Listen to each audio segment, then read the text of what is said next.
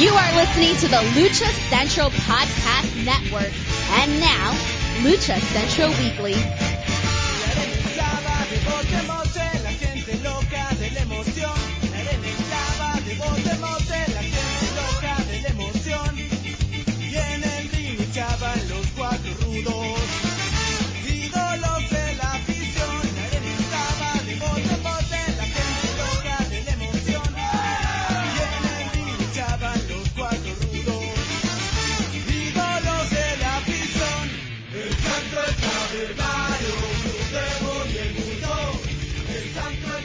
Hello and welcome to another edition of the Lucha Central Weekly Podcast. This is the podcast that lets you know all of the latest happening in the world of Lucha Libre. Each week our team discusses news and events from this past week as well as preview the week ahead, covering Mexico-based promotions and top independents along with luchador-related news from throughout the United States. The Lucha Central Weekly Podcast is part of the Lucha Central Podcast Network on luchacentral.com. This podcast and others from the network are also available on all major podcast streaming platforms, including Spotify, iTunes, iHeartRadio, Podbay, and Speaker. I'm Miranda Morales, one of the co-hosts of the Lucha Central Weekly Podcast, and let's bring in the rest of the team. Introducing first, he is the dashing one, Mr. Dusty Murphy. Dusty, how's it going? It's going fantastic. How's it going for you, Miranda? It is going really, really well. Happy to be here. And of course, we cannot do this show just the two of us. We have to do it just with our third member of this trio, and that's who? Who? It is the one and only Brendan Barr. That's who. Hey, so those little pauses that Miranda sneaks in and I sneak in all the time, that's how you know we're doing this for you live every week. There's no pre-recorded stuff in there. We do this live for you guys every week. So, enjoy our little foibles just like I did right there. We got this. No, I know. As much as I've done, we've been doing this now for over a year. And yeah, even sometimes I still get tongue-tied in my own words. We get a little tongue-tied. We, hop and skip a little bit. But you're right. That is the beauty of recording this live. We joke about how it will be edited in post. It will not. None of this is edited in post other than the inclusion of our commercials, because, we got to pay some bills. But yes, this is all real for you, 24/7, 365 realness that we are bringing you. Absolutely. Yes. Yeah. So, if this was a category, and I've been watching way too much Pose, maybe that's why. The category is 365, 24/7, 365 realness. This is the category that we're walking in. But no, again, gentlemen, always a pleasure to be doing this show with you. Always a pleasure for those who are listening. We thank you so much for your continued support and for listening to this show. Already a year in. We are so happy to do this every week. We hope you get a lot of great information from this show and maybe learn a thing or two. And with that, what you'll learn the most, probably out of the whole show, is what we present in the road back to shows, and that's the royal we, not the real we, because this is Brendan's part. Brendan, go ahead and take it away with the road back to shows. You guys help me frequently, so yes, that's Dusty helps a lot more. So it's like, it's you, not even we. That's the problem. I said we, and I'm like the person, I'm like towards the bottom of, what I provide for this. Though I did provide a piece of information for this week's. I am looking at the rundown, and there is one thing I did help with. You helped with, and actually there's a couple things, but yeah. So we're gonna start with our great news. Mexico City's still yellow. We can't have shows unless we're at yellow or better. It was originally going to be unless we were green or better, but the over a year of lockdown and standards change a little bit. But here we are. We have fans. We'll be talking about that more this week. CMLL had fans this week. AAA's making plans for fans. IWRG never stopped having fans. Naughty naughty. Just, so we're in good space there. But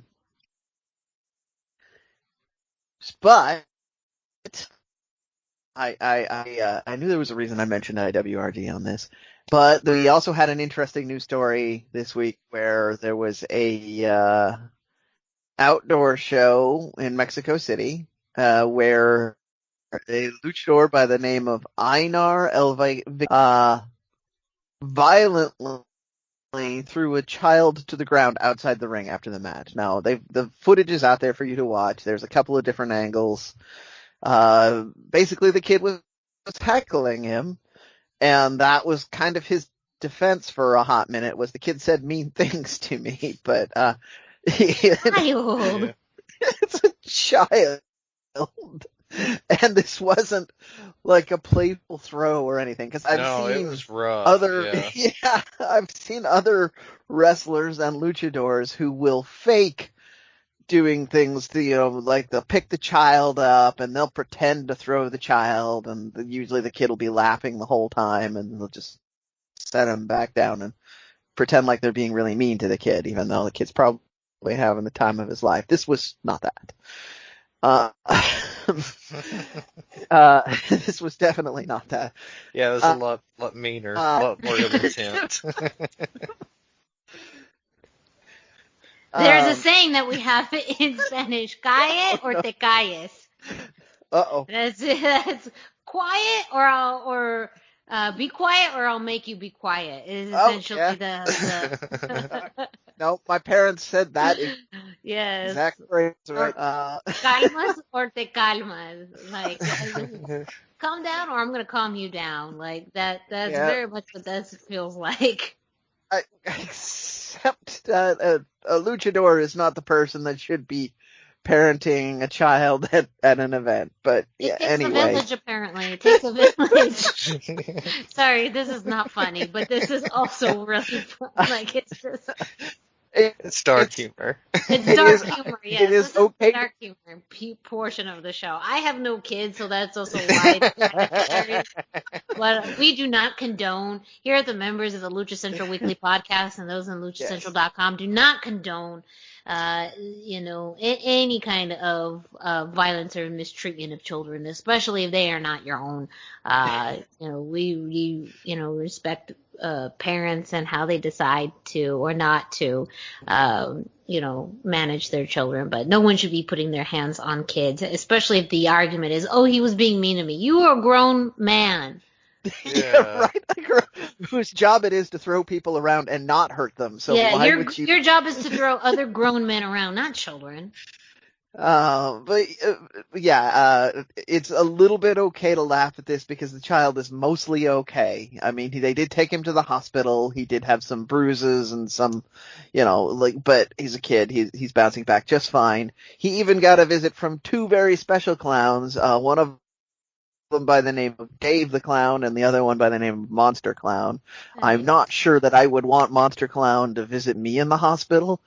I mean, Dave's scary enough. But the kids love him. That's also the strange thing about this. Two scary clowns visited him in the hospital and he was fine. So this whole story is making less and less sense as you go through it. I believe Psycho Clown made a solo visit too. I could not confirm that one. So I did hear that, but I couldn't confirm it. I mean, Psycho Clown would be the icing on the cake, especially for He's for a kid such a nice guy. Nice, scary clown. So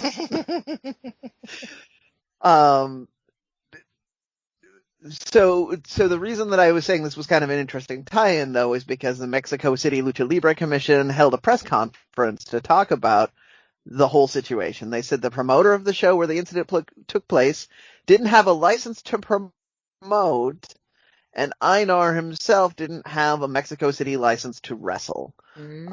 So, you run into weird things, and this is why secret shows are bad, because then you get child throwing Vikings on the show, and bad things happen. So again, stay safe and sane. Follow your guidelines of the show for shows. The government is maybe looking for a little bit of a payoff, but they're also trying to protect the kids at the very least. So, but again, I'm happy that the kid is doing well. I'm happy that the kid, man, if I could get Monster Clown to visit me in the hospital after I had an accident, I mean, yeah, he's a scary clown, but it'd also be like, I'd probably be pretty cool. Pretty good. Yeah.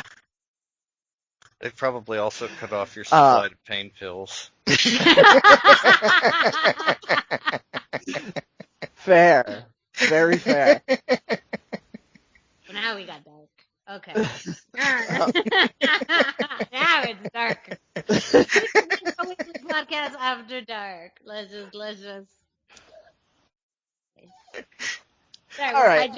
hijacking. Well, I chose to start with quite probably the most ridiculous story in all of wrestling, not just Lucha Libre this week, and that's, I mean, anybody who follows wrestling knows that's a pretty tough claim to stake, but I have confidence in this one.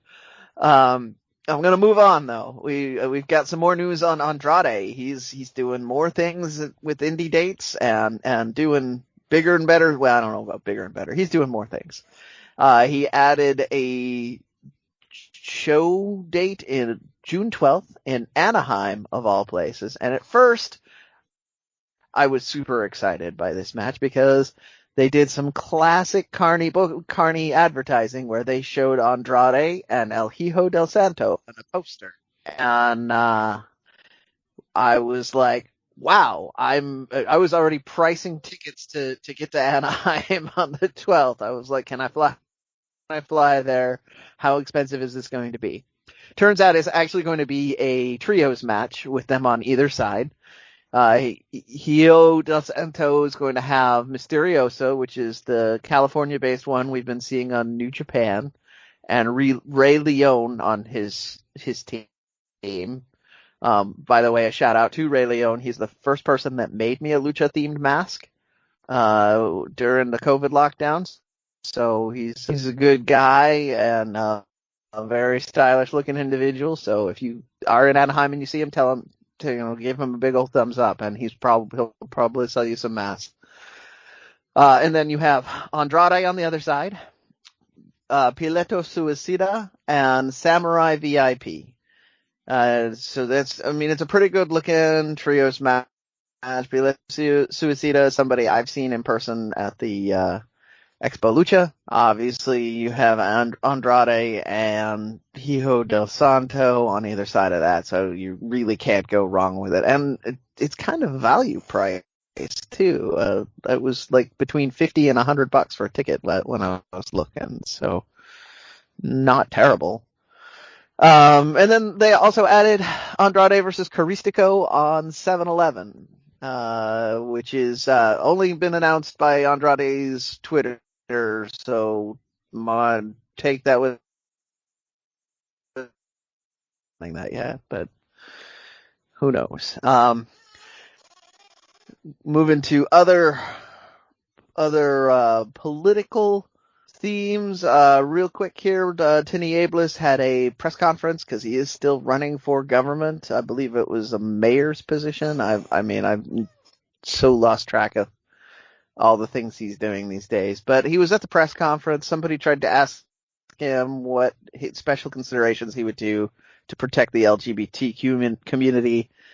He kind of fumbled with his answer, eventually said something to the effect of he would create a panel to look at women's rights, so he wasn't sure what was going on.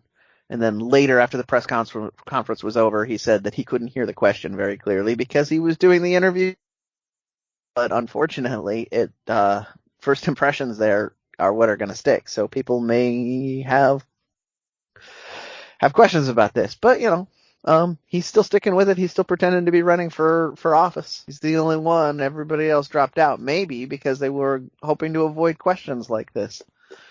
And then, so we'll just move right into Federation Wrestling. because of Andrade and all that, they have announced Kenny King is going to be on the card. He's going to be in the cup, I believe is what they said. I didn't take my notes on that, but they're teasing one more Ingobernable on there. Dusty and I were joking about this. The math on this is pointing to one particular person, but they haven't announced him officially yet. So stay tuned. Maybe we'll be right. We'll tell you if we were right or if we were surprised. It'll be exciting. The one thing that was surprising to me was that Diamante Azul has now been announced as not being on the show. So, it was largely considered in lucha circles that he was taking the job. He left CMLL because of promotions like Federation. Like he had it in pretty sweet with CMLL. He was getting pushed on the card pretty well and doing decent work there. So it's a little surprising that they took him off. They said they're going to replace him with somebody of equal or greater value, but haven't announced who it is yet. So again, stay tuned on that, although it was a very weird announcement altogether. And then our breaking Federation news, like this happened while we were doing show prep. They put up a social media post today saying that they are looking for sponsors and advertisers. So, if you are looking to get your name in a big national Mexican promotion, maybe you should get on there in their inboxes and start talking to them.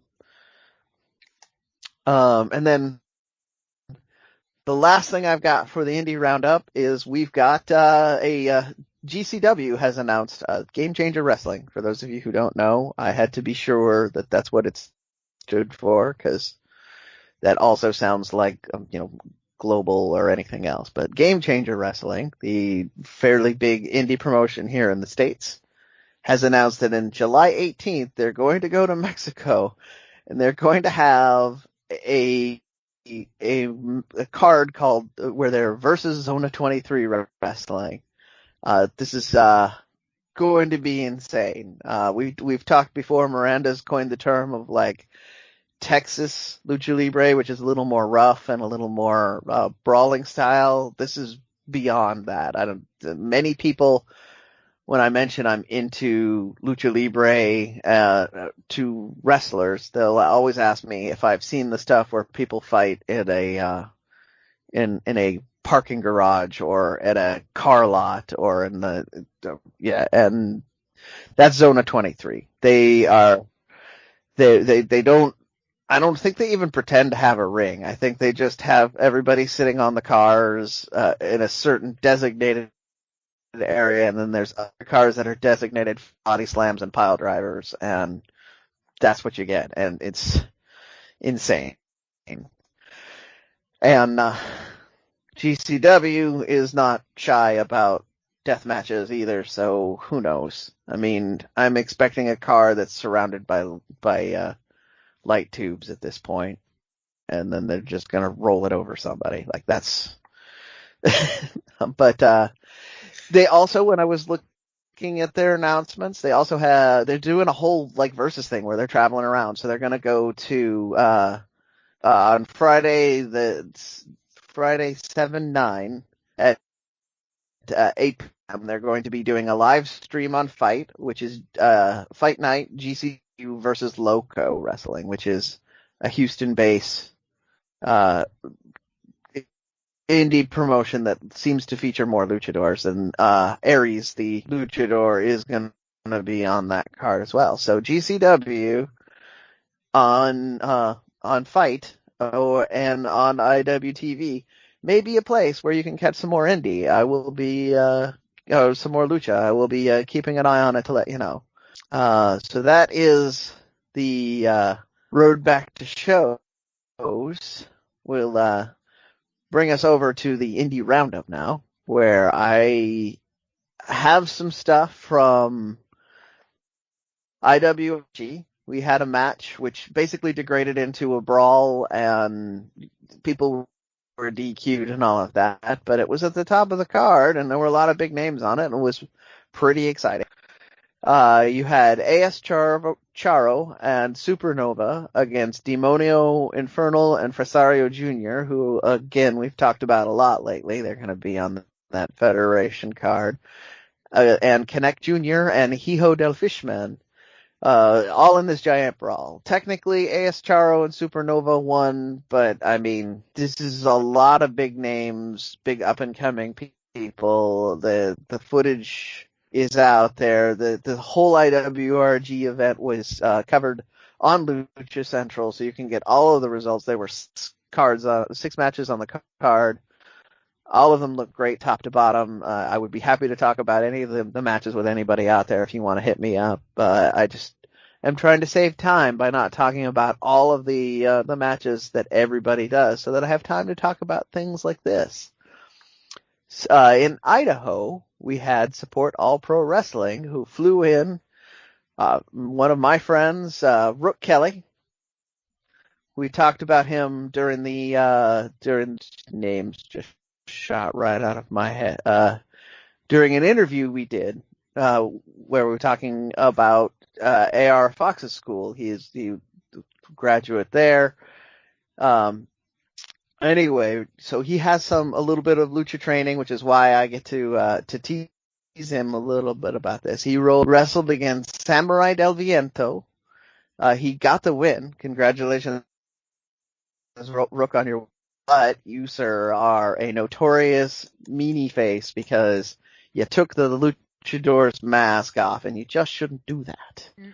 So that's how that happened. He took the guy's mask off, rolled him up for the pin. The referee did not disqualify Rook, so I'm blaming the referee for this. But Rook got a cheaty win. Hopefully that sets up another match where Samurai del Viento will get the chance to regain his honor. But very cool. And I'm super excited that Support All Pro Wrestling was booking both of these guys. Thank you for that. That's they're based out of Idaho, like I said. So thank you for giving me the information, and hopefully we'll have more from more smaller indies in the coming weeks.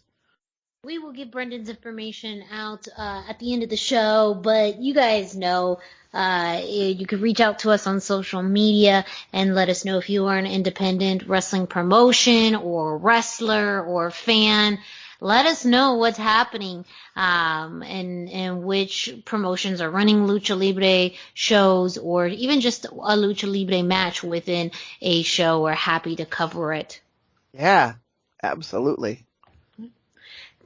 Thank you, Brendan, for this week's Indie Roundup and the road back to shows. Right now, we're going to kick it to Denise Salcedo, who brings us this week's Lucha Central. Why should you visit thechairshot.com? Thechairshot.com is your home for hard-hitting reviews, news, opinion, and analysis with attitude. Why? Because you're smarter than the average fan. Thechairshot.com. Always use your head.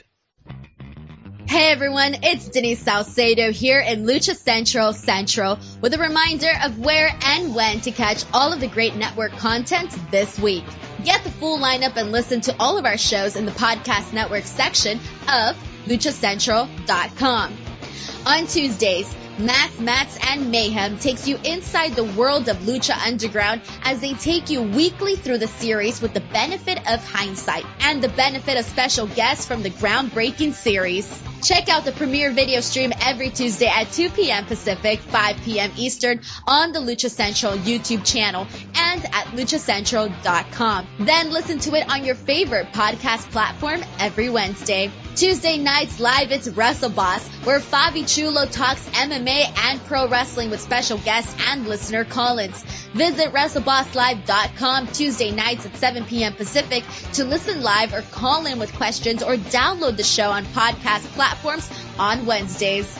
Wednesday nights live on Facebook, it's Spanish show La Mesa de los Márgaros, giving you both the news and the chisme from around the lucha world. Special guests and a whole lot of fun make it one of the most talked about shows in Mexico. Thursdays, it's Straight Out of the Bodega with Papo Esco and PWR promoter Gabriel Ramirez as they have guests from throughout the wrestling world pull up to give an inside look into their careers. From indie standouts to television superstars, each week brings a new name and perspective. On Friday, it's your double dose of Lucha Central Weekly podcast, one in English y el otro en español. Lucha Central Weekly is where you'll find all the top stories of the week, both inside and out of the ring from Mexico and anywhere luchadores are in action across the globe. Be sure to subscribe and follow all your favorite Lucha Central Network series on your favorite podcast platforms, either by their own series name or subscribe to the Lucha Central Podcast Network show pages to get all of the shows in one easy feed. And please consider giving a rating to help more fans find the shows that you love. For now, this is Denise Salcedo signing off from Lucha Central Central. Have a great week. Lucha-Masks.com by Pro Wrestling Revolution, bringing you, in partnership with Mask Republic, the Lucha Brothers, as well as Japanese legend Ultimo Dragon. Go to lucha-masks.com and fight Lucha Strong with masks from your favorite Lucha legends and Pro Wrestling Revolution luchadores. Stay safe in style and represent your favorite luchador. Get yours now at lucha-masks.com, powered by Pro Wrestling Revolution. And as always, a big thank you to Denise Salcedo, who brings us this week's Lucha Central Central, letting you know what's happening throughout the Lucha Central Podcast Network. Up next, Dusty has a triple update, possibly regarding seeing more of Marvel Lucha in AAA.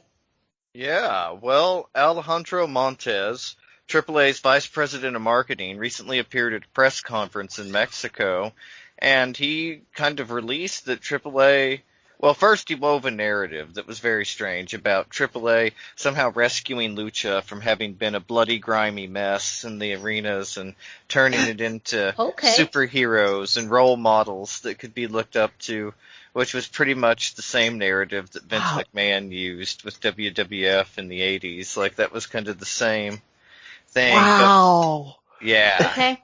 All right. But I find that even harder to believe than Vince's lies, but okay, Yeah. keep going. yeah, well, that's just it. But we do see, like some of the fruits of that now with Disney and Funko. They're tied in with AAA.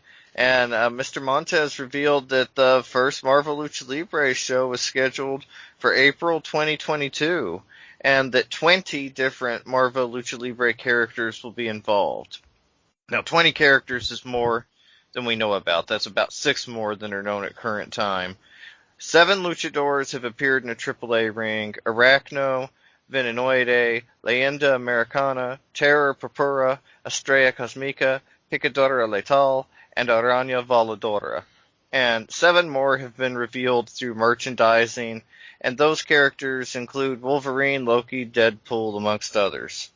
But it's pretty safe to say we'll be seeing a Marvel Lucha Libre match at Triple Mania this year, but based on everything he kind of said, we may be seeing some new characters debut as well, so it'll be kind of interesting.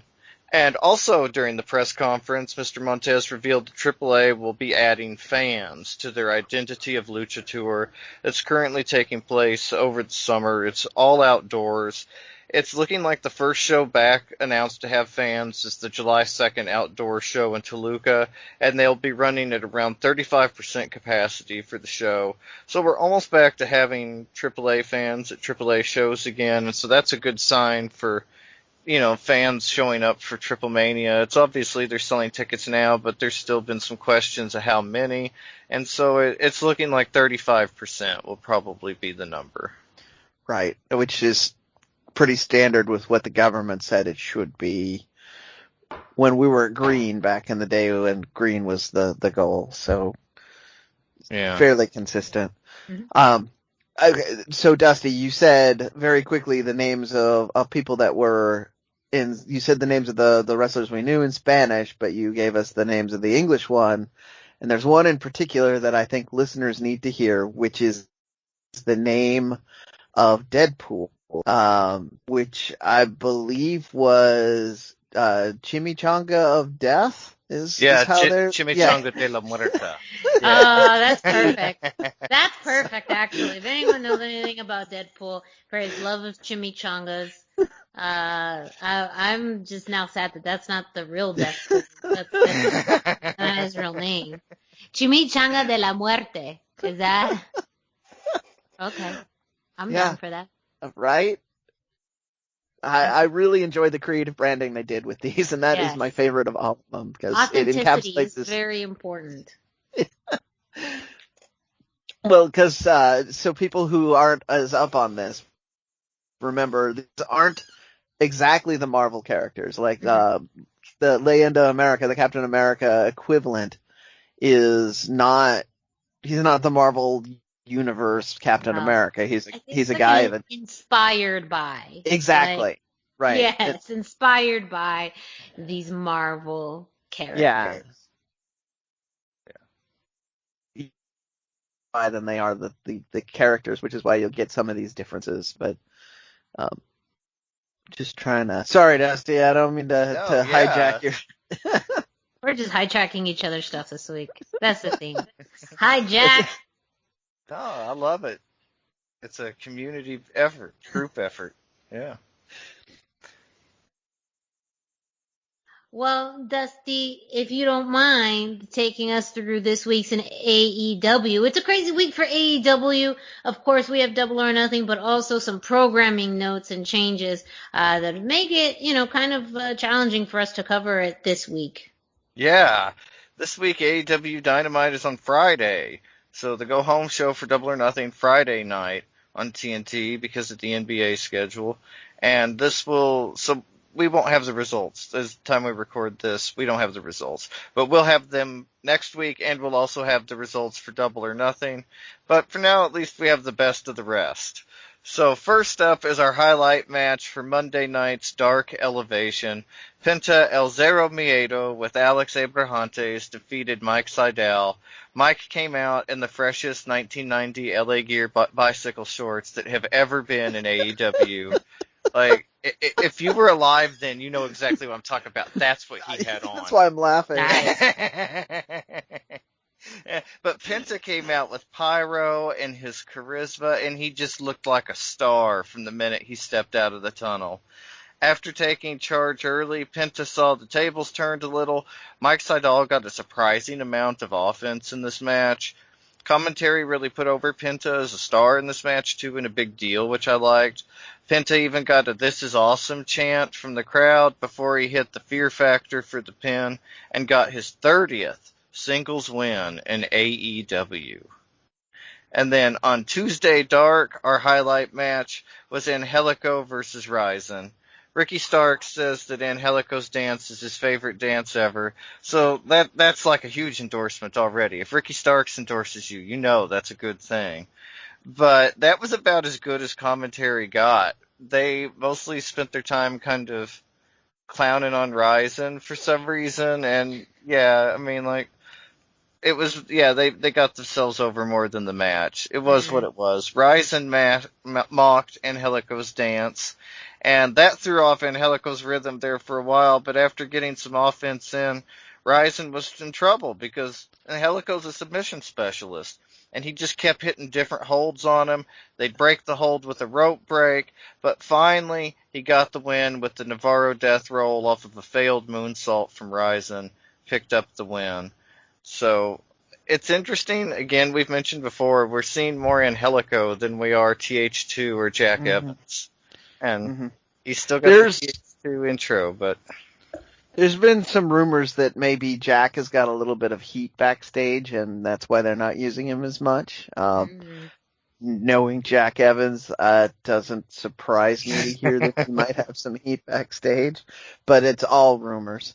I did want to say, having watched this, one of the things that I really love about Angelico's matches is even though he's doing his stuff, it doesn't feel like you're watching the same match every week because he's hitting submissions, but he's not hitting the same submissions in every match. Like, he did a different Navarro Deathlock in this one than he's ever done before. He did more And so every time I feel like I'm seeing something new, even though I'm still just seeing him tie people up in pretzels, and that really keeps it fresh and very engaging for me, which is why we keep talking about Angelico's matches on this show, because it's fun.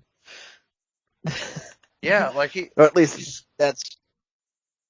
Yeah, he's got a great moveset. He's serious about it. Like, he went to Mexico City. He's from, if people don't know, he's from South Africa and went to Mexico City to learn how to wrestle the lucha style and become he trained with Negro Navarro, learned the submissions. So, I mean, he's really serious about all of that, despite his kind of effortless and very swaggy intros and style. So it's really interesting to me, like that juxtaposition in his work. That's part of why the fans in Mexico love to hate him. Like, he wasn't ever going to get beer bottles thrown at his head, but they love to boo him because he always comes out so cocky and arrogant and then backs it all up in the ring. So they can't really hate him for being disrespectful because he's clearly loves the art, but at the same time, he's also just walking, he's dancing while his partner's walking around on his hands. I mean, they are not your classic technicos at all. That's what I love about him. But also this week in AEW, we can preview the Double or Nothing a little bit. The news came out that Phoenix was allegedly injured and will not be participating in AEW. I say allegedly because they put out the word that he was injured in a match in Mexico. But we all have the internet now, AEW, and we can't find any matches for Phoenix from Mexico since February. And since he's kind of located in the U.S., no word on any of it. It seems very unlikely we wouldn't know about it. So I don't want to say Phoenix is definitely going to show up at Double or Nothing, but I would keep my eye out. I mean, I'm also saying he's not going to show. I'm not saying that either. Yeah, that's, oh man. To back that up more with the internet, like, Phoenix is a guy who loves his Instagram, so he's going to tell people where he is, and if he's doing a show somewhere, he's going to tell you he's doing that show. Dusty, follow him on Instagram. He never said he was doing a show in Mexico, to your knowledge, right? No, not to my knowledge. I looked and couldn't find anything, couldn't find any evidence of a match happening or having been announced since February. Yep. Yeah, no, I just wanted to point out to the people that this is really high. This isn't just like us. Look, other people said we've done some of the homework on this one, and which makes it very curious as to that's the explanation why that they're giving. It does make you wonder what are they not saying. It does sound like if they weren't going to use him, like they weren't going to use him. But to specifically say he's out due to injury, it's curious as to why they use that explanation over what really happened or could have been. I'm not, Yeah, it's just interesting. So right now, the present state of things, if you're not out with an injury, it's COVID. And if it's COVID, then there's no drama if you mysteriously show up. Just everybody's pissed off at you because you showed up when you had COVID. So that was the only thing I could think of, is maybe they were just trying to make it so that if he does come out of the stands or show up mysteriously at some point, it's more of that he shouldn't be here, he's hurt, rather than why the heck are you here, Phoenix? You're sick. You're supposed to stay home. You're the good guy. Dude, think about this. So that's my only thought on that. Yeah, that's kind of what I wondered too. I mean, it's a more interesting time than ever, I guess, with what could be going on, and more possibility, I guess, than ever with the COVID situation. And so, who knows? I think if we do see him involved in the show, we would more likely than not see him involved in helping Penta win the Casino Battle Royale. because I just don't see Pac winning the title from Kenny Omega. But there's also a lot of strong rumors, speaking of the Casino Battle Royale, that Andrade could be the mystery entrant. One entrant is yet to be named. And the Santo Day that Brendan mentioned earlier, that kind of proves that the 90 days from when Andrade left that's before the 90 days is up. Yeah, and there was a rumor there was no 90. Well, he said there was no 90. Yeah, he said there was no 90. So it absolutely could be, because when you think about all kind of the major, that spot has notoriously been, a big reveal. So when you think about who's up in the quote unquote free market, it's hard to think about who could be who could fill that spot. Well, and again, as we talked about on the road back to shows in the last couple of weeks, there have been heavy rumors that he's been talking to AEW. There have.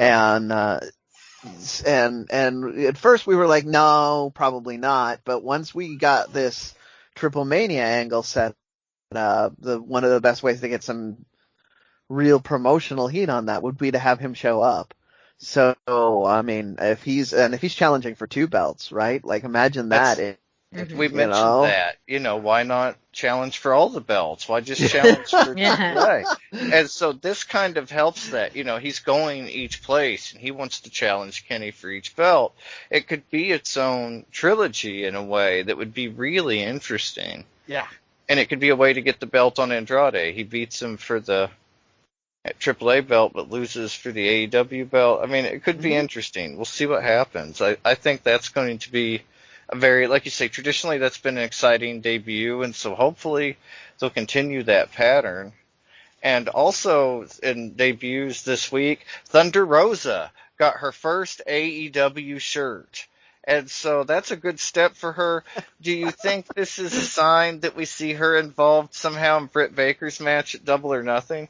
They've kind of kept that separate just enough, but together just enough too, that I wonder if it could all play in somehow. Yeah, I don't think so. I think we're gonna see Britt Baker win clean for the women's title, and then after that, I think they're gonna circle back around with Thunder Rosa.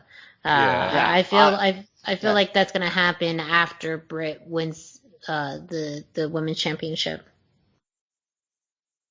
I feel like next is when we see the confrontation between Rosa and Britt Baker. Yeah, totally agree. Yeah, but like we say, there's a lot of exciting stuff. Dynamite and Double or Nothing next week. Dynamite is on the 4th of June, I believe, and the Double or Nothing is on the 5th. Does that sound right to you guys? I just have 6, 2021. So, okay. Well, yeah, that sounds right to me too. And, but yeah, check those out. We'll have the results next week on the show. And wait, Dynamite is on the 28th. Yeah, Double or Nothing is on the 29th, and Dynamite next week is on the 4th. Correct. There we go. Yeah. And it'll be bumped again next week. So we'll have this week's Dynamite and Double or Nothing next week. See, we're live. I told you. So I also just missed. Go ahead. Wednesday because the show's on Friday.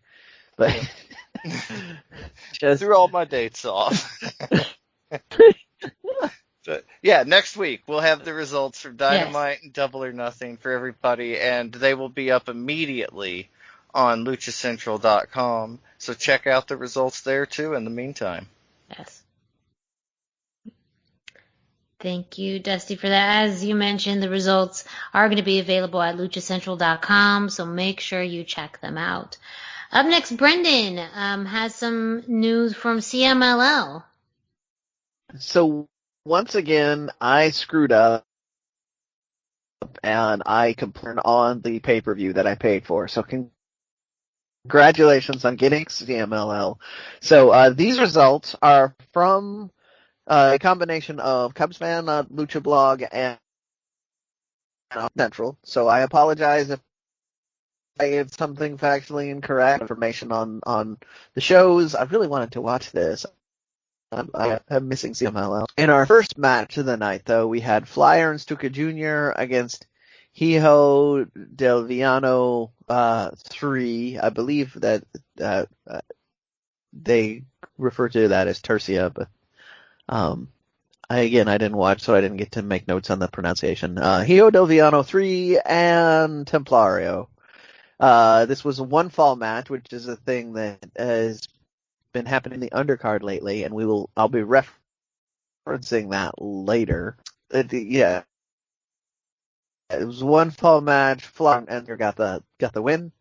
Next, we had the ladies. We had La Yarochita and Uvia against Princesa Sugihit and Reina Isis. This was kind of a Relevos Incredibles, kind of not, but again, one fall match. La Yarochita and Uvia got the win on that one. Then we had the debuting, I believe this was their first in-ring televised match. I know they've had more matches, but Gemelio Diablo 1 and Gemelio Diablo 2 with Hechicero. So this was a 6-man match against and Titan. Again, a little bit of a Relevos Incredibles, although I barely count Hechicero as a Rudo anymore. The fans love him. The new guys got the win. Again, this was the first 2 out of 3 falls. The Rudos, I'm using air quotes around that, according to these notes, took falls 1 and 3. And then match 4. We had Atlantis, and Cavernario, Barbario, and Terrible against Forastro, Negro, Casas. The Atlantis team took the second and third fall on this one. Atlantis was, in fact, a last-minute replacement for Angel de Oro, and Negro Casas also was replacing Cuatrero. So, again, this kind of comes out as technically a Relevos Incredibles, but I mean, it's also just like who's here and can go. So, it's an interesting matchup anyway. I hope to see some footage of that. And then, and our main, we had Caristico, Euphoria, and Mystico against Gran Guerrero, Ultimo Guerrero, and Volador Jr. Caristico, Euphoria, Mystico got the win on this, but I think the real angle here is once again Euphoria and Ultimo Guerrero are kind of having words with each other. Reportedly they had more of the heat spots in there where they were beefing with each other. So it kind of feels like they're trying to set up a match with maybe even a mass versus versus hair match. I mean, but who knows? Who knows? It's CMLL. They also are kings of getting our expectations up and then never remembering what they were setting up when it comes down to it. But that was our CMLL pay-per-view this week. They will be announcing another pay-per-view, it sounds like, soon. This did have fans. There were 500 fans in attendance for this, which is a very small crowd for Reno, Mexico, but a very large crowd for the last year and a half. So congratulations, guys. I hope you had some beer and chips or something, but that's our CMLL update. Thank you, Brendan. Brendan, while you're at it, will you give us our Master Republic update for the week? And I'll be able to help out. I'm sure we all are, because this is revolving around something we've been talking about for quite some time. It's time to eat like a luchador. Like, seriously. It's in stock at my comic book shop. It's a long way. I've never physically set foot in there because technically it's in another city. But Destiny City Comics in Tacoma, which those of you who know the region, that's not that far. I can get there, but not during COVID. it has them in stock. And the reason that I know Destiny does is because indie wrestler and trainer to the stars, Ethan HD, is the owner, and he was very kind enough to put up the pictures of the comics in his shop on the interweb. So it's in stores. You can go get it, or you can order it on Amazon. You can get it. It's time to eat like a luchador, and so I'm super excited about this. But Miranda was the one who was hearing a little more about this, so I'm going to let you talk a little bit about the 3 parts of this book. Yes, and speaking of how you find this, I myself had pre-ordered this book through Amazon. So if you are not able to find a bookstore near you, you can just simply go to Amazon and you can pre-order the book. It's going to be in some stores already, but it's anticipated to be in stores and available online on June 1st. But again, pre-orders are available pretty much anywhere, like Barnes & Noble's, Target, and Walmart, as well as Amazon. And there was an interesting way of describing this cookbook, and this is directly from Masked Republic, because you think about, am I ever going to need this cookbook? Me, myself, I don't really cook.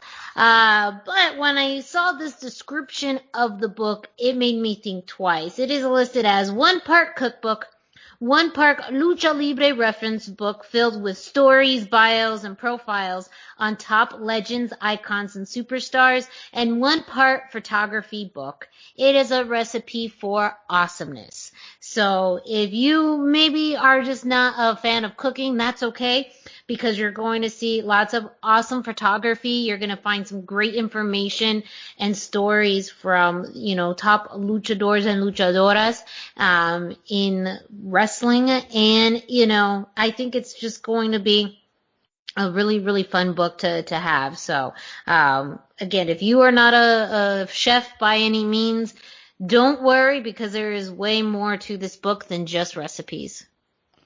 Well, I wanted to mention on that too, because we talked with Jerry on our show, Jerry Villagrana, about the amazing photographs in it. So there's even more that did make it in, but we've seen some of the previews of stuff that's in there. There's some amazing photographs.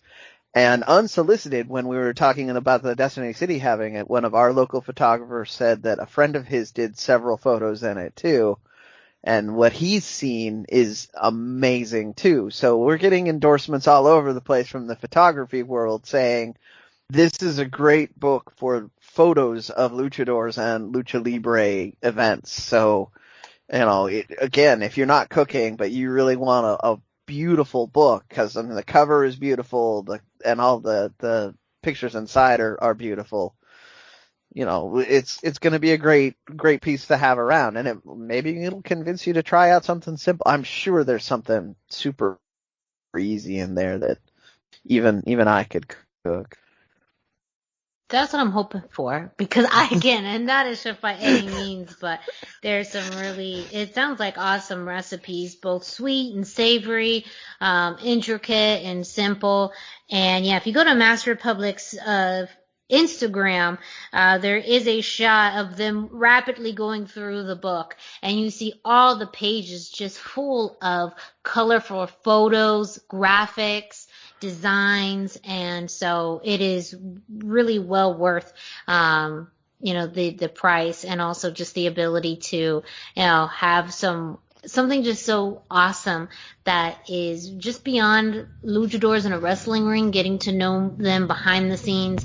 And again, in lots of cultures and customs, food is a connector. Food is how you express love, how you connect with other people, how you share about yourself and your stories. And so this is an awesome, perfect blend of all of those things.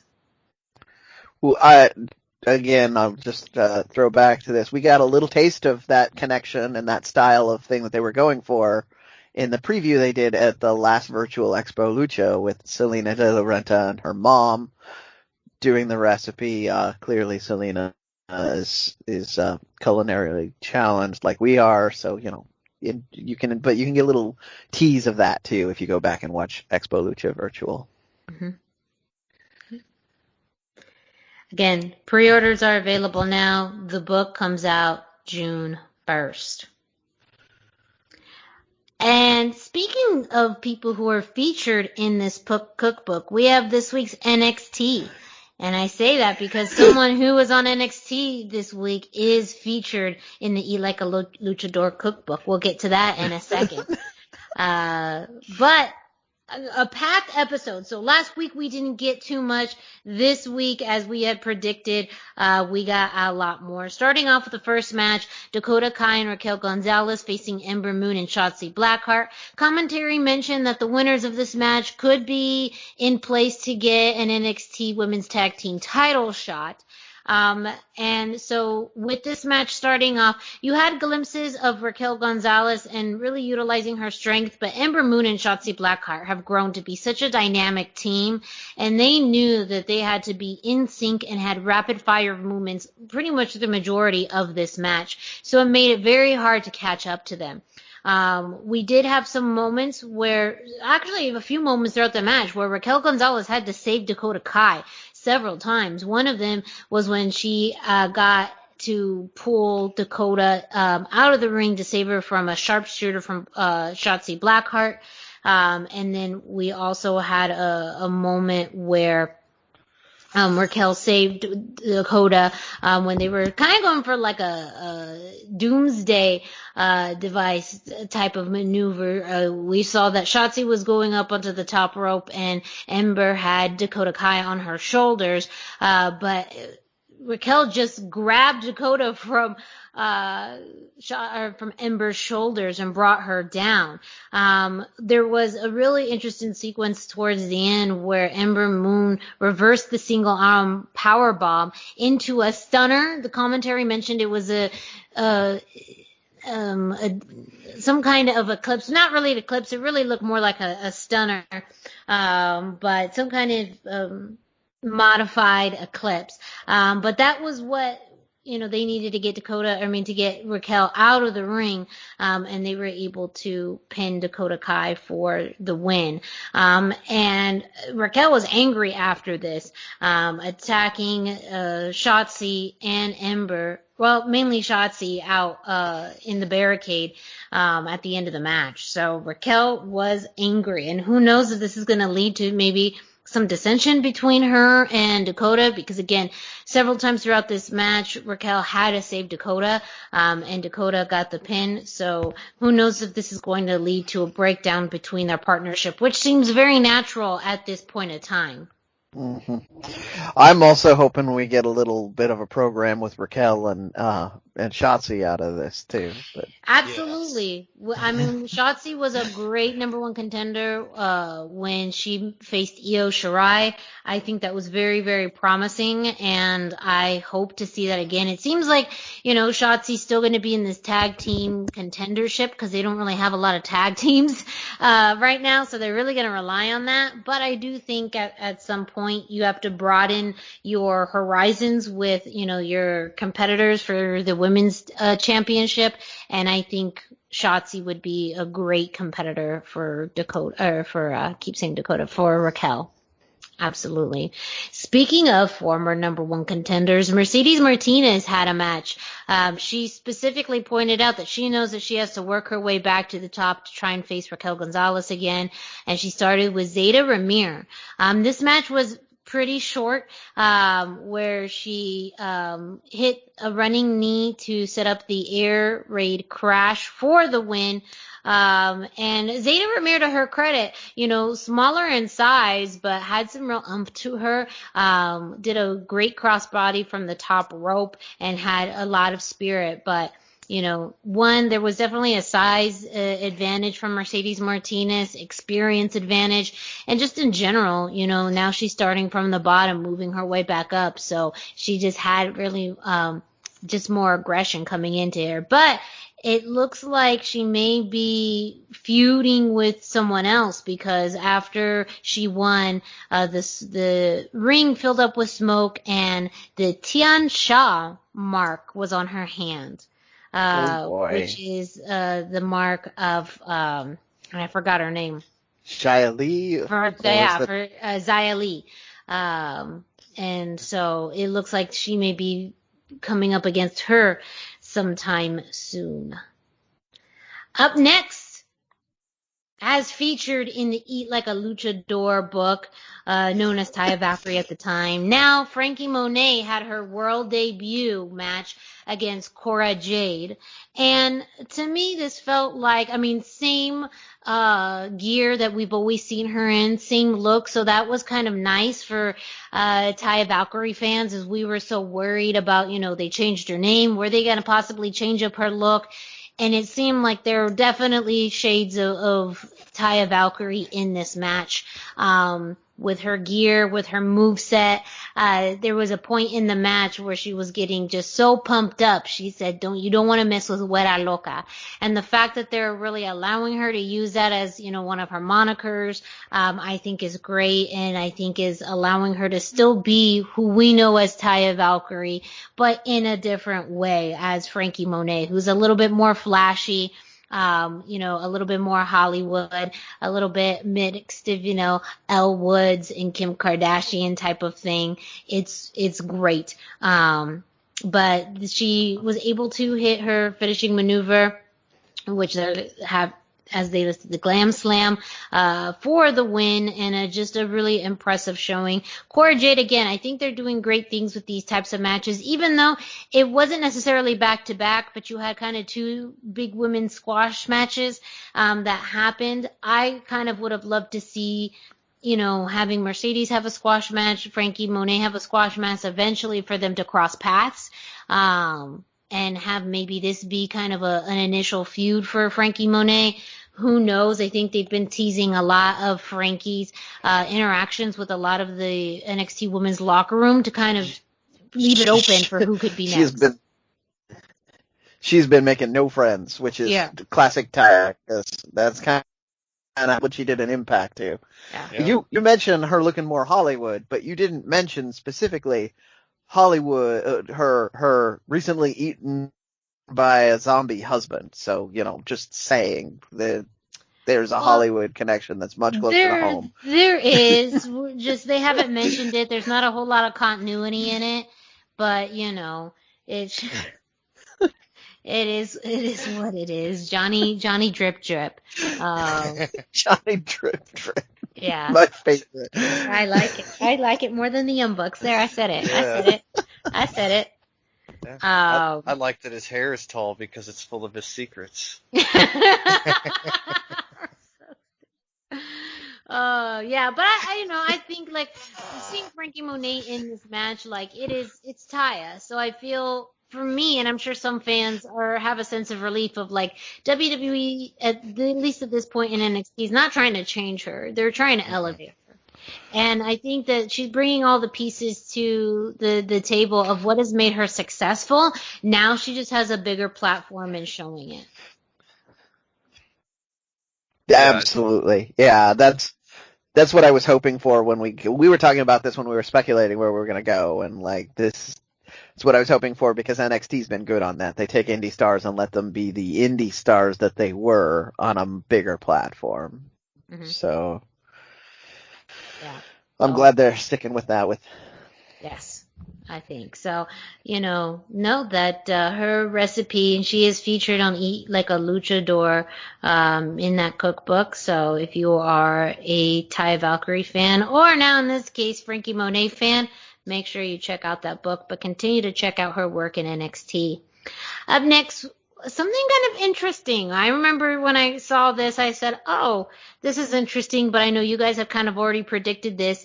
Bronson Reed came out to celebrate his win of becoming the North American champion. He did that by beating Johnny Gargano in a cage match last week. And, of course, any celebration would not be a celebration without someone interrupting him.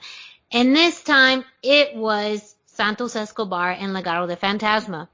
And Santos came out pretty much, typical heel, saying that Bronson was not worthy of this championship, that technically this should be held by someone in North America, even though Canada doesn't count, apparently. By someone who was American or Mexican. So There naturally it is. I just remember I was like, Joaquin, what are you doing? He's Yeah, the no, pretty dumb one. He's right? Is that what his aesthetic is? I don't know, he's sorry. pretty. I mean, I don't know that he's supposed to be dumb, but he's Well, very that's true, pretty. because Santos did say that they agreed that Canada does not count. So I don't know what the deal is here, but we did have pretty much Santos coming up to the table saying he wants an opportunity at the North American Championship. And so this is now the next big thing we were speculating on. Where does Santos go? And it's great to see him, as much as he did a wonderful job as Cruiserweight Champion and elevated that title to in leaps and bounds. It is time to see, what next opportunity lies ahead. And Brendan, you were mentioning this earlier in the week, that it does make sense if, they took the belt off Johnny Gargano to Bronson Reed, that Bronson may not be having this title for that long. Yeah, I mean, it's NXT can never fully predict because they're much better about this. They've been using that as a high profile belt for people that are really elevating, and that could be Bronson Reed, absolutely. But it also makes sense to put it on the really kind of up and coming baby face, have him hold it for a little while and put some major heat on somebody to take it away from them. And there's nobody in a better position for that right now than Santos. And then the main event. This is the rematch. Karrion Kross versus Finn Balor. Kross versus Balor 2 for the NXT Championship. And I liked this match more than the first one, and I don't know why exactly. I don't know if it was the build-up that made it feel bigger, but it also seemed very definitive in the direction that they really want to go in with NXT, which is Karrion Kross is the future. And you really saw how dominant Karrion Kross was really throughout the match. Finn Balor had some, moments where he was able to maneuver his way through some of the moves of Karrion Kross, and you got to see some very, classic Finn Balor moves, like, of course, like the sling blade, but I think when it came to, especially what we saw outside of the ring with Karrion Kross just throwing Finn Balor into that barricade, just like violently just slamming him and then putting him up in that powerbomb position to then slam his back on there. The way he slammed him into the announce table, and then just kind of that pure dominance in the ring. Again, this one too is different because you didn't quite know how the ending was going to go. You don't know if he was going to do it with the Saito suplex or if they was going to do with that big forearm to the back. They kind of teased that. But he ended up passing out to the cross jacket. So this one, again, the pass out by submission, to me makes it feel so definitive that this chapter is over. Kross is your champion, will be your champion, and he's going to be, as sometimes you hear about it in movies or in trilogies, the big bad. Or in video games, actually, the big bad. And Finn Balor, well, who knows what's going to happen with Finn Balor? There's definitely speculation that he's going to be moving back onto Raw or SmackDown. And now that WWE has announced live shows, it's very possible that his return happens during one of those live shows, which would be big for, crowds coming back. So you have a twofold there where, you set your path now with Karrion and you then prepare Finn Balor for a big return.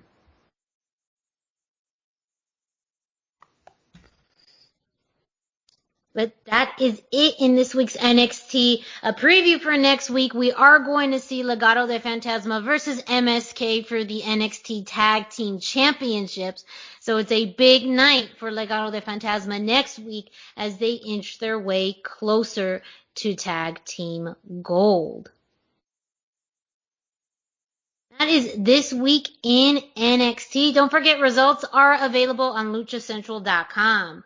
Brendan, you have some Ring of Honor news for us.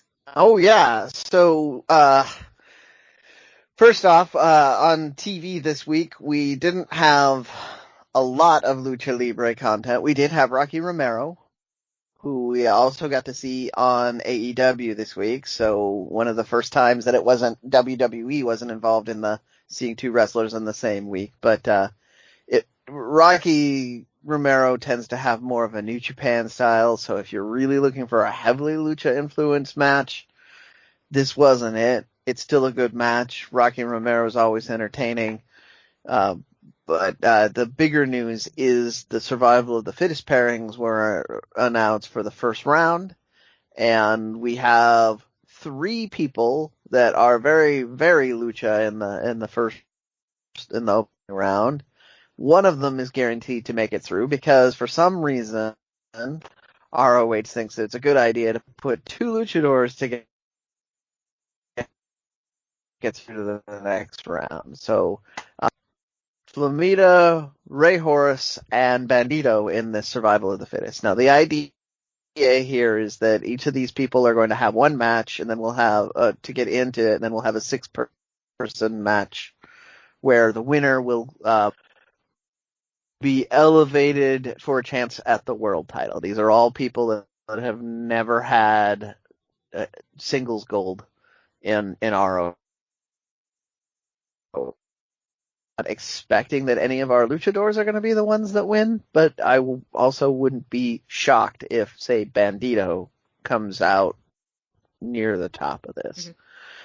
But the pairings we have in the first round, we have Bandito and, of course, I've got a thing right in front of me there, Bandito versus Bateman for one of the matches. So that's the probability here, in my estimation, is that Bandito will go through, but Bateman represents a really brutal and cheaty faction. So who knows? There could be some things, and I wouldn't be offended if Bandito got some television time feuding with that whole faction. So could be interesting. The other one, the one that made me upset, because why do we need to do this? This is part of Survival of the Fittest. We were already going to get this as part of the program. You have Flamita versus Rey Horus. Like, we already know that those two are going to have to wrestle each other after the way Flamita broke up with Mexi Squad. So, but we're getting it here in the first round of Survival of the Fittest. I'm going to think that Flamita will probably go through because it makes more sense for him to get a big win right now since he's the one that broke away. But like I say, the good news is we're guaranteed one of them makes it into the 6-man match, and there's not a bad answer to that. Like, both of them could be very good in that match. So that is our lucha related field for Survival of the Fittest. The full brackets are up on ROH's website if you are curious, and then feel free to talk to me or anybody else about how you feel about these matches too. I'm I don't know. How do you guys feel about pairing luchadors off or in the opening round of this? I'd like to see it, but at the same time, if they're going to move forward, I think it would be more interesting in a second round matchup because it would add more drama to the moment. Yeah, I mean, we kind of saw this in the Dusty Cup in NXT when you had Lucha House Party versus Legado del Fantasma. And even though it was kind of a bummer to be like, man, you know, they're meeting up in a second round matchup and we wish we could have seen them go a little further. It did add more drama, the fact that we were able to see that a little bit further in the brackets. So yeah, I would have loved to see that maybe in a second round. But, you know, I think they kind of, to me, it's like, I kind of like styles clashes in matches. So the fact that they went with, you know, two styles that are the same, you know, but it's also going to be an amazing match. Like, it's going to be a very, very good match. Yeah. So I feel like, in and of itself, with some of the drama behind it, it didn't necessarily need a second round matchup to build up the drama, but I think it would have greatly benefited from it, and it would have put at least the luchadors in a slightly better position to have more than one representative move on to the next round. Yeah. And it's all Mexa squad too. There's no LFI. So because they're technically still suspended, right? Is the suspension thing still? That's the suspension thing. I don't know if I think they're off suspension by the time the match would take place. Yeah. But I mean, maybe that's an interesting perspective. Can I just do a quick plug for Women's Divisions Wednesday? Yep. Go right ahead, please. Yes. So we don't necessarily have any lucha content for Women Division Wednesdays this week, but as we've all mentioned, we're very near and dear to our independent wrestling promotion roots. And this week on Women Division Wednesday, we had Angelina Love versus Maserati. Maserati is a West Coast staple based out of Las Vegas, Nevada. She is the current FSW Women's Champion, a championship that used to be held by Taya Valkyrie. So a very prestigious belt. Also was held by a Lacey Ryan, also known as Zoe Stark in NXT. Just saying. So a very prestigious belt. She was featured in a great match against Angelina Love, and she did receive her golden ticket, so she is going to be a part of the tournament this summer. Maserati is just a fantastic performer and wrestler. She can do it all. She's faced luchadors. She's faced, of course, other women. She's wrestled men. I mean, she can do it all. Singles, tag team. So I am so excited for her. So excited for the platform of Ring of Honor to provide independent wrestling talent an opportunity to shine. And she will, though, be in a lucha show later this summer, and this is kind of a crossover indie roundup news. We'll release more information as we get it, as in Miranda finds out more information. But Lucha Boss here in Arizona in the Phoenix area is putting together a show, the Carnival Lucha, on July 18th, which is going to feature Angelico, Hammerstone, El Dragon, Black Widow, and Maserati. So she will be performing at that Lucha show on July 18th in Phoenix, Arizona. So she is really multi-talented. She can wrestle so many styles. And I'm just, as a avid fan of hers, as someone who's watched her wrestle, someone who's announced for her, it is awesome to see independent talent like her get the opportunity to be part of the Ring of Honor Women's Tournament.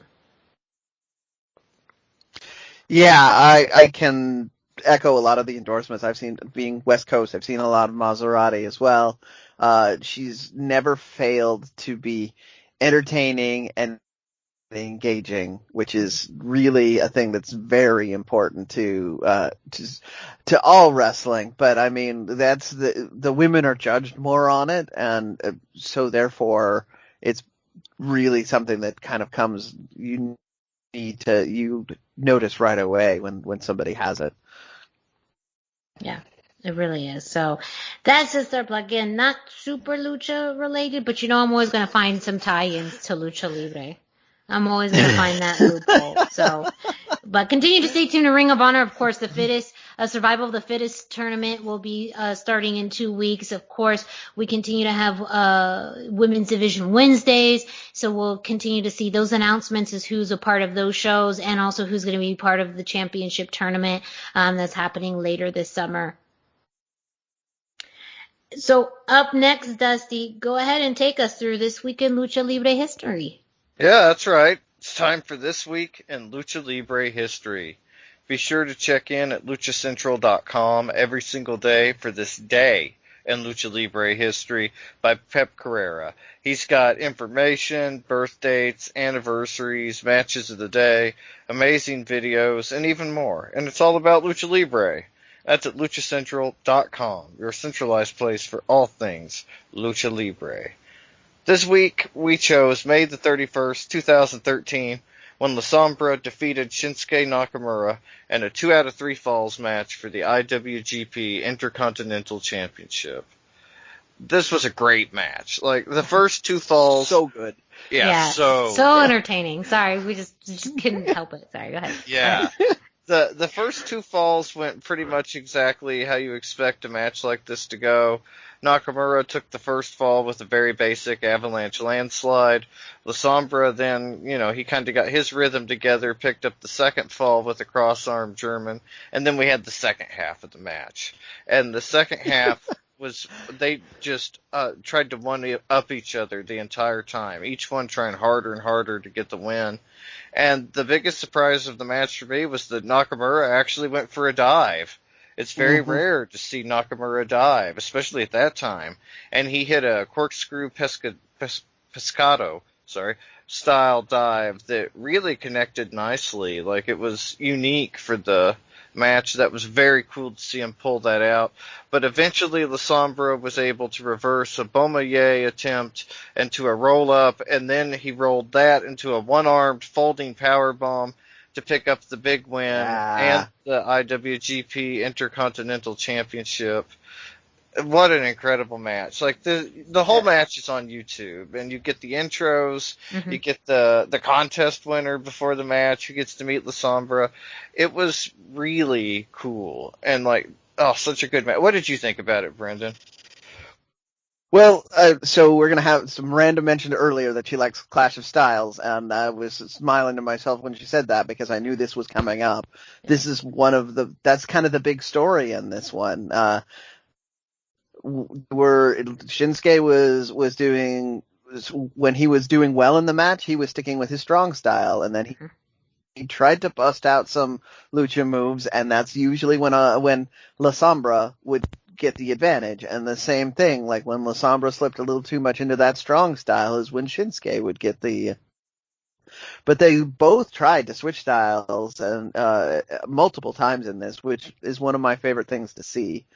I loved all of that. And just an interesting little side note here about where we're at with La Sombra in this is La Sombra, and he did come out with Caristico as his second.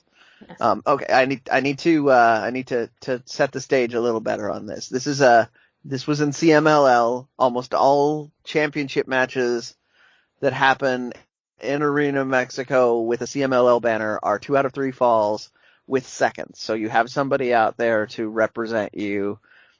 It's not like an American match where it's a guaranteed heel manager on one side and they have to be offset by the person on the other side. A lot of the times they're a non-factor.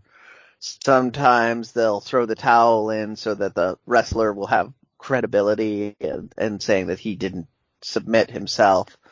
But having Caristico, and in 2013, this is a Munoz brother, Caristico, so it's Rush's brother, with him, kind of helped me realize this was when they were still trying to make La Sombra a baby face, and it worked in this match because Shinsuke was being a evil and foreign invader, and the fans didn't want to like him. But a lot of that kind of the style of booking is why we got Ingo Bernables later.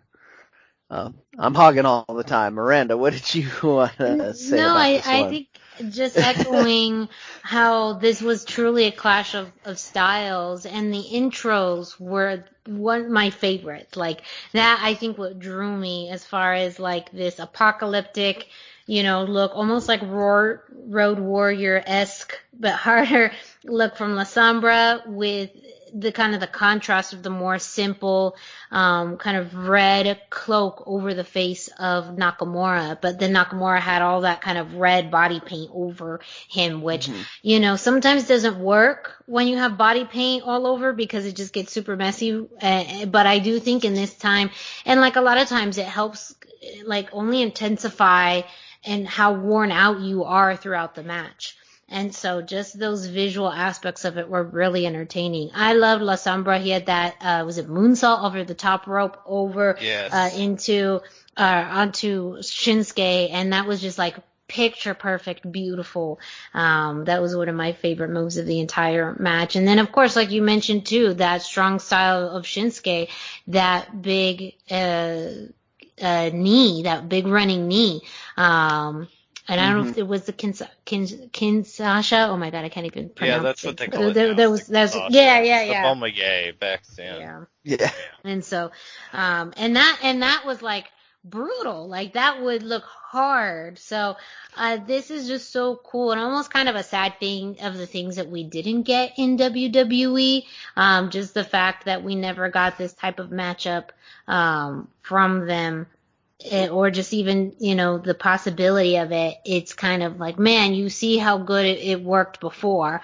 And the fact that they were both working for the same company for quite some time and never quite get to that point is a little disappointing, but it also is great to see, their previous match and, just the entire environment, in some ways, like I said, it kind of feels like a missed opportunity. Makes you kind of sad that they never had it. But again, too, with a roster like that, you have tons of talent who have interacted before in other promotions and the independent scene and all of that. But this one in particular was just so entertaining from top to bottom that it's one of those things like, man, you had money there. Why couldn't you do that? This is one of those matches that even without this week in Lucha Libre, I pretty much watch once or twice a year anyway. It's one of my more favorites of all time. That is one of the notes I made though. If we'd gotten this in WWE, we wouldn't have gotten anything resembling this match for a couple of reasons. Very true. Andrade was very focused as soon as he arrived in NXT and spoke with, of all people, Alberto Del Rio about how to get over in America, and he was very focused on learning an American style. So he was moving away from doing a lot of the stuff he was doing in this match all the way back at NXT days, and by the time he was on TV, he was very much in a WWE kind of performer mode, and Shinsuke once he arrived on the main roster, he also was more like a watered down version of himself. So I am in a way, I'm kind of glad we didn't get that on the main roster because it would have made me more sad than excited with what we got, if that makes sense. No, very fair. Very fair. Well, that was This Week in Lucha Libre History. Don't forget to check out luchacentral.com to check out This Day in Lucha Libre History and also Match of the Day, where you can see videos of matches throughout the history of Lucha Libre. But there's so much more on luchacentral.com. So, Brendan, can you tell our listeners what else they can find on luchacentral.com? Absolutely. So if you're listening to this and you haven't visited luchacentral.com, it's really, really time to do it. Luchacentral.com is the online home for Lucha Libre, where you can get all of the top news in English and in Spanish. Find the best curated video content and original content not seen anywhere else. Find when Lucha Libre events would be happening in your area. Find photo galleries from top photographers covering Lucha Libre around the world. A place to have your voices heard, from weekly polls to annual awards, seen and read by top executives in all of the major Lucha Libre promotions across the globe. And here it is. This is the crowning part of this. Every week, it's free. You can't beat this price. It's free. So just go to luchacentral.com, your centralized place for all things Lucha Libre. Up next, Dusty, why don't you take us through this week's Raw and SmackDown? Yeah, first up on SmackDown this week, we had Dominic Mysterio with Rey going up against Bobby Roode with Dolph Ziggler. You know, another Friday, another match between the Mysterios and the Dirty Dogs. And, I mean, like, this is constant. This time it's a slightly fresher matchup of Dominic and Bobby Roode, but still. It was a very quick match. It was roughly 2.5 minutes long. Bobby Roode started out strong, but he eventually fell victim to the mighty 619, and he lost the match to Dominic. It was not a great match, but I'll take anything where the Mysterios win once in a while. Like, they had such a downward streak there that I'm excited to see them winning again. But I would, my biggest complaint with WWE this week in general is the lack of fresh matchups. But I would love to see the Mysterios in some fresh matchups. They've already beat the Dirty Dogs, like individually, as a team. I do not care to see that pairing again. And then on Monday Night Raw, we had Sheamus versus Humberto Carrillo again. Much like SmackDown, Raw likes to bring us only the freshest and most unique in matchups, so they gave us Sheamus versus Humberto Carrillo for like the 5th time. And this was another very quick match, roughly 3.5 minutes. Sheamus got a dirty win by holding the tights during the pinfall, but afterwards, Ricochet came out, hit a springboard moonsault and a springboard 450. He looked fantastic. Humberto hit a moonsault and looked fantastic. I'm not sure if this is leading to a tag team pairing between these guys, but if it is, I would kind of love that. Like, they've been directionless, both of them, and Raw could use some solid tag team depth, and I feel like their kind of high-flying offense against a team like RK Bro, for instance, would be really unique and interesting to me. And so I hope this pairing, at least between them, is the beginning of something more and just not the enemy, if my enemy is my friend type of thing. So we'll see. Also this week, and a rare, I haven't seen it yet. I just saw the announcement. It came out today and I didn't have time to catch it.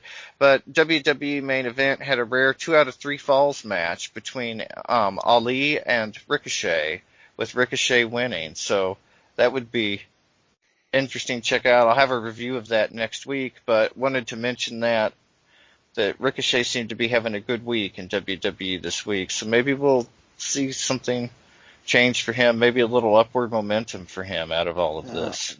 We'll have to wait until after his 3rd week of it. Yes.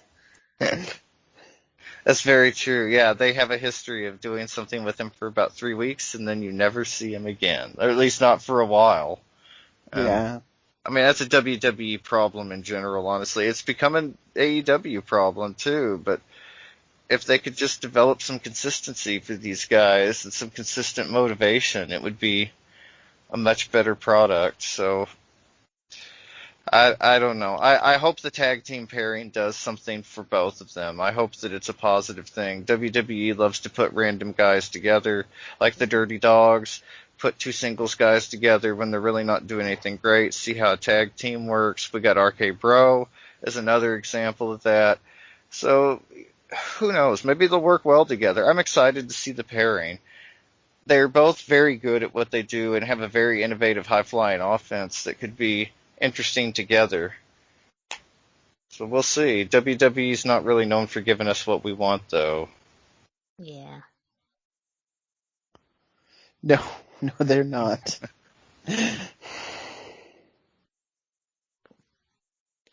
Well, thank you for this week in WWE. Don't forget you can get the results for Raw and SmackDown on luchacentral.com. Up next, we have This Week in Impact Wrestling. And a pretty interesting development that happened on this week's show. We had X Division champion Josh Alexander once again team up with Petey Williams to face TJP and Fallah Bahh. An interesting storyline aspect is that Fallah Bahh had been kind of in debt to Johnny Swinger after gambling at Johnny Swinger's illegal casino parlor that he has backstage. But apparently TJP paid off Fallah Bahh's debt in order for him to team up with him again to face Josh Alexander and Petey Williams. So what a good friend. But the interesting aspect of this match is that TJP hit the Mamba Splash on Josh Alexander to get the win. So with that, Impact Wrestling has made the announcement that next week on BTI, that is before the Impact, we are going to get a 60-minute Iron Man match between TJP and Josh Alexander for the X Division Championship. And I think this is a good utilization of Before the Impact, BTI, which is kind of their pre-show. They've been having matches, kind of like dark matches. But there hasn't been a whole lot of continuity with them. I mean, they've been able to kind of continue with storylines through it, but it's also been kind of happening in its own world. But it's similar to, I would say, to Dark in the sense that you have matches on there that you don't have on your main show, but they're somehow slowly tying back to main storylines you see on Impact Wrestling on Thursdays. But, I mean, it is a 60-minute show, so to use that whole hour for this Iron Man match, and it is the first in Impact Wrestling, I think is a very interesting way to use that show. So that's happening next week, and I definitely am interested to see that match. I think both are really, really amazing. And again, I talk about a difference in styles, like very different styles with TJP, with his world experience and training really all over the world, but definitely good stint in Lucha, compared more to the very technical style of Josh Alexander. Is going to be very interesting to see how they last in a 60-minute Iron Man match. We also had Decay, the team of Black Taurus and Crazy Steve, face the new team of Johnny Swinger and Hernandez, which I believe they're being called Hernandaddy. Yes. Okay. Yes. Yes. Hernandaddy is what, from my notes, from what I understand, is this new team name. Or at least what Swinger is calling Hernandez, which, gosh, I don't know. But Black Taurus and Crazy Steve got the win. And this was from Taurus throwing elbows back to and tagging Steven to put a DDT on Swinger. So, who knows if this is going to be a longer storyline, but Black Taurus continues to be a pivotal member of Decay, getting wins here and there. But it's Impact Wrestling. He's maybe doing some silly stuff with this new story, maybe possibly with Johnny Swinger and Hernandez. But it's also good to see Hernandez. He's really been utilized in these more storyline, backstage-esque type of programs really for over the past year now. So this is the first time we've seen him in a match in quite some time on Thursdays. And so I think anything that can get you in an interesting storyline on TV may be worth it. But that is this week on Impact Wrestling. Up next, some quick news from MLW. First, we did have the open draft again. It happens every Thursday. And announced as far as a re-sign, Gringo Loco has re-signed to MLW. Not a big surprise, but I think he's at a perfect platform in MLW. He continues to really be part of this kind of face lucha scene in MLW. And who knows, with now this uprise in Azteca Underground, he may be one of those wrestlers who can kind of move a little seamlessly between MLW and Azteca Underground. As someone who, can wrestle in a traditional MLW ring, but also with that lucha libre background, he may be, some of the first wrestlers we see in Azteca Underground. So I'm very interested to see if he's going to be utilized by both entities, is the way I'm going to call it, because we still don't have confirmation what Azteca Underground quite is yet. But also in MLW this week, MLW Underground this week showed a match, Juventud Guerrero versus Jimmy Yang, I'm sorry. So an old match between Juvi and Jimmy Yang on MLW Underground. I haven't seen this match, but Brandon, I think you have. Yeah, Dusty and I both watched it. Dusty had some interesting notes that it's you referenced Jimmy Wang Yang from WWE, yes, which is where most people would probably know him. That was a slip. Yeah, but it leads nicely into the fact that this is a very different style of match for him. It's a lot more, there's a lot more hard hitting action in it. Like you would expect this was for a junior heavyweight championship tournament, but you would expect there'd be a lot of high flying, and there was a good amount of it, but there was a lot of big forearms and heavy duty suplexes and I mean, lots of, what you would consider more heavyweight style out of both of these men in this, and that added a lot to the action. Dusty, you have a couple notes on this match? Oh, we can't. I think you're on mute. Yeah, I was just really surprised at the Jimmy Yang that we got in this match. He was, I mean, if we had gotten this Jimmy Yang in WWE, like I know that he was kind of over as a comedy character, but like he was really good. Like I was shocked how good. Like I knew he was good, but like it was a much better match than I expected. And Hoovy at this time, this was, before the Mexicools thing happened and after WCW, and so he wasn't in a great place as being hireable or seen as a desirable hire necessarily at this time. So it was interesting to me that these two guys were able to put on such an incredible match that I had never heard of before. Yeah, I'm really appreciative that MLW is putting up these older matches, because I didn't have access to this show. I heard some interesting things about this promotion called MLW at the time, but I couldn't find it anywhere. Yeah, I had no way of seeing it back then, and so there was a Vampiro promo on this episode too, and like I missed that whole era of Vampiro just because I wasn't able to see this back then, and the internet wasn't what it is now. Like you could find results, but not the matches. So it's really interesting, and exciting to be able to go back and see these things. And for fans of this kind of thing, the Vampiro promo is building a CM Punk Vampiro feud. Mm-hmm. So I'm going to be watching these upcoming episodes of just to see more of that play out too. Sorry, we've hijacked you again, Miranda. Yeah.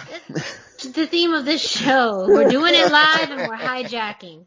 And that's okay, because at least we have a theme this week, which we did not intend to do, but guess we did. No, and I think it's such a great, that's what I think MLW is fairly smart with these underground episodes. It's because, they have such a rich history that a lot of fans don't know about, especially those who have that fandom tied to ECW. There's a reason why they're going to the 2300 Arena in Philadelphia for their debut show in July. It's because they have such close association with ECW, but also with wrestlers that maybe had time frames outside of the WWE or WCW or ECW, whatever that may be. And you got to see them in really unique matches and unique setups. And I think that's kind of, MLW continues to be one of wrestling's best kept secrets. And I think that in the direction they're going in with this open draft, with Azteca Underground, with even just, having their shows on Vice, they're moving in that direction where finally people get to see them. But I also think they do such a great job of honoring their history, and, being able to showcase that in MLW Underground is awesome. And they've had lots of great Lucha Libre matches featured in previous episodes, and I am sure we're going to continue to see more, over the next few weeks on Underground. Up next, the final story of this week's episode is kind of an interesting development in NWA. We haven't talked a lot about them since they came back with Power. They had their quote-unquote season finale this week on Fight TV. And a match they had advertised for that show is a number one contenders match, Thunder Rosa versus Camille. The winner was going to face the NWA Women's Championship at their next pay-per-view on June 6th, When Our Shadows Fall. However, I said was because there was an interesting development as far as the ending of this match, and it was that the match ended in a time limit, or ended in a time limit draw. So we have no winner. We do not know who is going to face Serena Deeb on June 6th at When Our Shadows Fall. And I say even Serena Deeb, but technically Serena Deeb does have an NWA women's match against Rio. I believe for the pre-show of Double or Nothing. Still semantics. The point is, we still don't know who the number one contender is for the NWA Women's Championship. And when a match ends in an inconclusive manner, sometimes fans get upset. But this could easily be facing or setting us up for a triple threat match for the NWA Women's Championship, which I think would be great. I think both Thunder Rosa has been such a strong presence in the NWA Women's Championship scene, and anything that she does draws. But Camille, they're really setting up as the future. She has just a amazing presence about her. She continues to be more confident in the microphone and more confident in the ring, that maybe a one-on-one match with Serena Deeb isn't quite, set up yet, but a triple threat match could be what's in the works, and I think could be a great way to settle this not only feud, but also, possibly a new NWA Women's Champion. So keep your eyes out. I think more news will be coming out soon as to who is going to face the NWA Women's Championship on June 6th. Their next pay-per-view, When Our Shadows Fall. It's going to be live on Fight TV. That is it for this week's edition of the Lucha Central Weekly podcast. Thank you all so much for listening. Don't forget to check out luchacentral.com, your centralized place for all things Lucha Libre. Also check out Lucha Central on social media, at Lucha Central on Facebook and Instagram, and at LuchaCentralCom on Twitter. Go ahead and check out the YouTube page. Lots of amazing content, including exclusive interviews and matches that you're not going to find anywhere else. This week especially, they had just posted some really cool content that you absolutely have to check out. While you're at it, go ahead and follow us on social media. Dusty, can you let our listeners know where they can find you? Yeah, I am on Facebook at facebook.com/Dusty Murphy. And I am on Instagram at Dusty Murphy. And Brendan, where can our listeners find you? I am all over the place. I am 321 T-shirt guy. That's the numbers 321. T-shirt guy is all spelled out. I'm on Instagram. I'm on Facebook. And I'm all over the Twitter. And me, Miranda Morales, you can find me at the hashtag Miranda on Facebook and Instagram. As I mentioned earlier in the show, if you are an independent wrestling fan, promoter, luchador, please reach out to us. Feel free to send us information on your Lucha Libre shows and matches. We would love to highlight them on the Indie Roundup. Again, still barring you are following your local city/state guidelines and ordinances on having safe shows. But again, everything is opening up. As we even talked about, Mexico's still yellow. So we know that more and more shows are going to be happening. But that is also why we want to take the opportunity to try and cover as many independent promotions as possible. So please reach out to us on social media. Let us know of what's happening. But also feel free to reach out to us and let us know your thoughts on the show. Feel free to let us know what you think of the show, what we've talked about, your own comments and thoughts on what we talked about this week. And also, while you're at it, you may be listening to this show on your favorite podcast streaming platform like Spotify, iHeartRadio, Google Play, iTunes, all of that. Go ahead and subscribe, rate, and review. Subscribe and get notifications every time a new episode of the Lucha Central Weekly podcast drops. Go ahead and leave us a 5-star review and a rating and give us a review. Let us know your thoughts on the show. We would love to hear them out. For Brendan Barr and Dusty Murphy, I'm Miranda Morales. Thank you so much for listening, and we will be back with you next week.